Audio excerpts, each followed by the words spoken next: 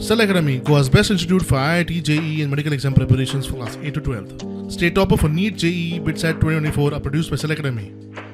Admissions are now open for class 8 to 12th at our study centers in Margao, Vasco and Purur. Book your seat today. Limited seats available.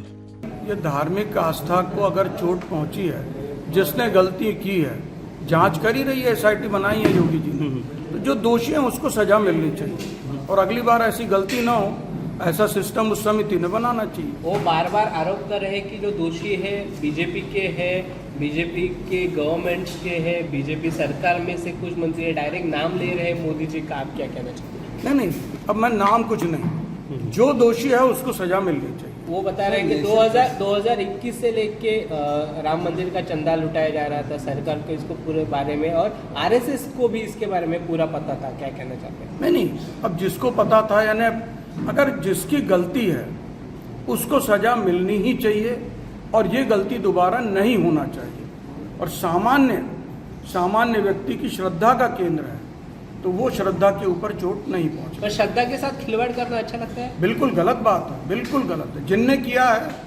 माने सरकार भी उसको दोषी ठहरा है, और अब हम तो सब आस्थावान लोग हैं, तो राम जी भी उनको छोड़ेंगे नहीं।